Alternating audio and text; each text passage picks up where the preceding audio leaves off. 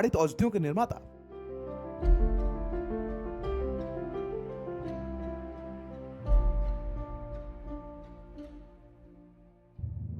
नमस्कार, मैं मयूरी श्रीवास्तव। स्वागत है आपका आयुर्वेद संसार में, जहां हम सेहत को देखते हैं एक नए नजरिए से, प्राकृतिक, संतुलित और सुरक्षित तरीके से। आयुर्वेद हमें बताता है कि छोटी छोटी आदतों में बदलाव करके हम अपने जीवन को बेहतर और स्वस्थ बना सकते हैं। आइए आयुर्वेद संसार में शुरू करते हैं सेहत से जुड़ी खास बातचीत।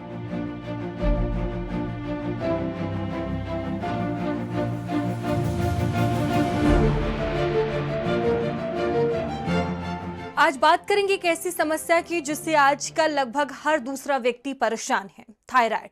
ये सिर्फ देखिए एक वो समस्या है जो एक आम सी समस्या हो चुकी है, बल्कि देखिए इससे हर कोई परेशान है और ये सबसे ज़रूरी विषय है। इस पर बात करना भी ज़रूरी है और इस पर बातचीत करने के लिए हमारे साथ स्टूडियो में डॉक्टर JK पांडे जी हैं। सर, आपका बहुत बहुत स्वागत है भारत समाचार पर।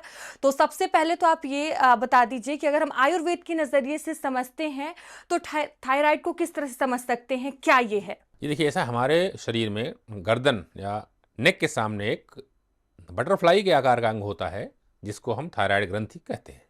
यह एक एंडोक्राइन ग्रंथि है, यानी कि इसमें से जो हार्मोन्स निकलते हैं वो डायरेक्ट ब्लड में जाकर के मिक्स हो जाते हैं और वहाँ से अपना काम करते हैं।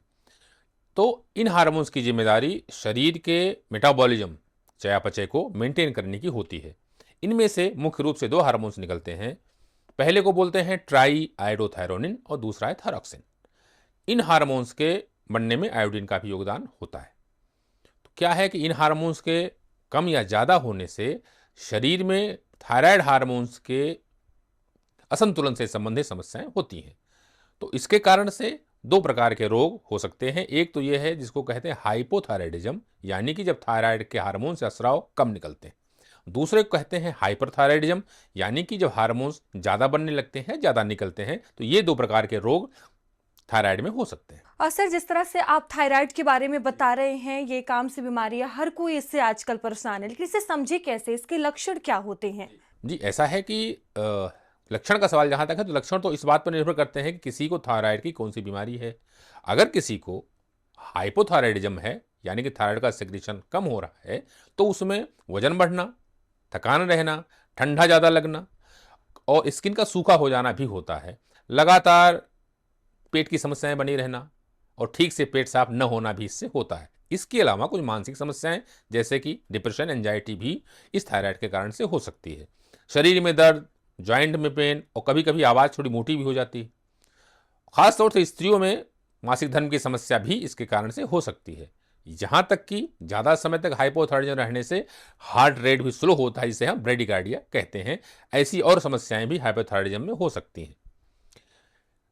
कभी कभी इसी थायराइड में कुछ गांठ जैसी रचना बन जाती है, जिसे हम घेंघा या गलगंड कहते हैं। हमने ऐसे कई लोगों में देखा भी होगा। तो अगर थायराइड ग्रंथि बहुत ज़्यादा एक्टिव है, यानी कि बहुत ज़्यादा सिक्रेशंस हो रहे हैं, तो उसमें घबराहट जैसे लक्षण होना, हार्ट रेट बढ़ जाना, धूप और गर्मी सहन न होना, ऐसा होता है।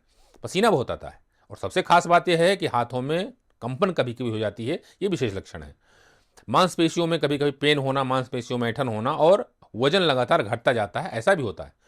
किसी किसी को बार बार पेट खराब होना, यानी कि लूज मोशन के लक्षण भी होते हैं। ये सब हाइपरथायराइडिज्म, यानी कि थायराइड की हाइपर एक्टिविटी से होते हैं। सर, आयुर्वेद में थायराइड की इन बीमारियों को हम कैसे समझ सकते हैं? जी देखिए, ऐसा है कि आयुर्वेद में तो हाइपोथायराइडिज्म है, इसको हम वात और कफ की प्रधानता से मानते हैं और इस कारण से व्यक्ति को अग्निमांद हो जाता है और पाचकाग्नि, धात्वाग्नि और पंचभूताग्नि, इन अग्नियों में मंदता आने के कारण से मेटाबॉलिज्म स्लो होता है और फिर हमको शरीर में हाइपोथायराइडिज्म के लक्षण मिलते हैं।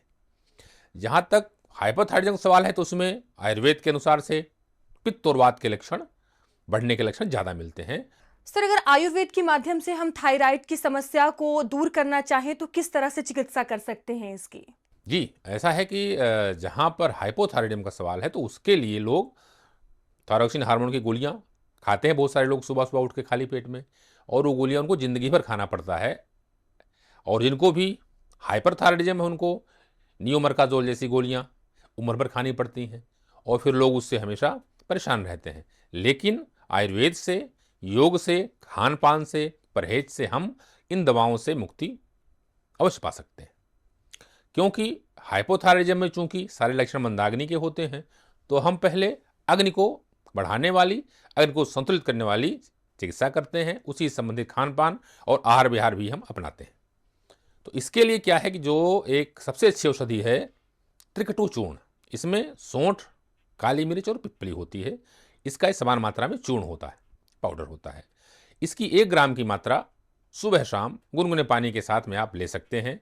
इससे आपकी अग्नि बढ़ेगी, थायराइड में भी लाभ होता है। हाइपर थायराइडिज्म में क्या करना है कि ताज़ा मक्खन घर का बना हुआ है, अगर उसमें मिश्री मिलाकर ये आप सुबह 1 चम्मच की मात्रा में खाली पेट नियमित रूप से लें। इसमें आपको हाइपर थायराइडिज्म में जरूर लाभ मिलता है। इसके अलावा घी का प्रयोग कर सकते हैं। सर, अगर थायराइड की समस्याओं को हम देखें तो इससे काफ़ी लोग परेशान हैं और सबसे बड़ी चीज़ चिकित्सा, जिस तरह से आप अभी बता रहे थे, तो कौन कौन सी औषधियाँ ले सकते हैं? देखिए, ऐसा है कि जहाँ तक हाइपोथायराइडिज्म का सवाल है, तो इसके लिए जो सबसे अच्छी औषधि है और सबसे विख्यात भी है वो है कांचनार गुग्गुल। हाइपोथायराइडिज्म के साथ साथ में ये घेंघा अगर किसी को निकल आया है तो उसमें भी इससे लाभ मिलता है।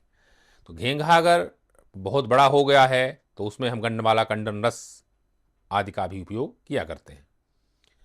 तो सौंठ, काली मिर्च और पिप्पली, जब मैंने त्रिकटु बताया था, साथ में बहेड़ा मिला लें इसमें समान मात्रा में और इसका चूर्ण बना लें।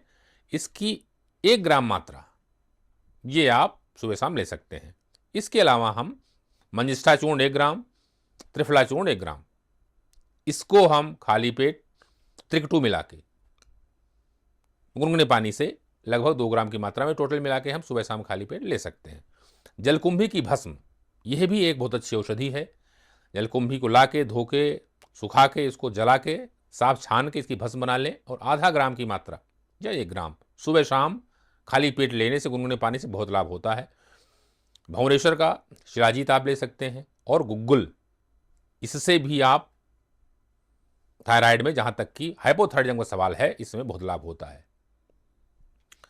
अब यहां पर हाइपरथायराइडिज्म की बात आई, यानी कि थायराइड की अति सक्रियता की बात आती है, तो इसमें हरी धनिया की चटनी से बहुत लाभ होता है।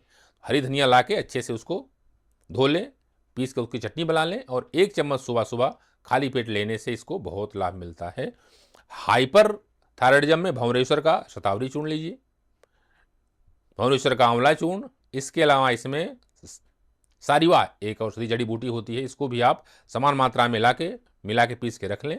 1-1 चम्मच सुबह शाम इसको आपको भोजन के पूर्व सामान्य पानी से ले सकते हैं। इससे आपको लाभ होता है।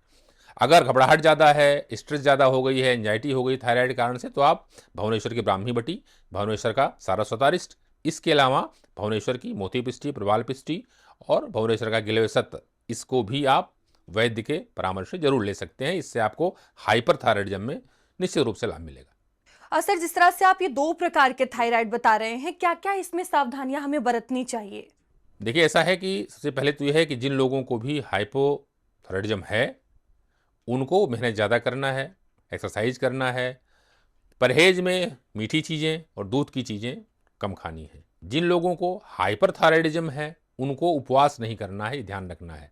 बहुत ज़्यादा तीखा, चटपटा, मिर्च मसाले वाली चीज़ें नहीं खानी है। मेहनत ज़्यादा नहीं करना है और बहुत ज़्यादा देर तक भूखे पेट नहीं रहना है। ये बात बहुत ज़रूरी है।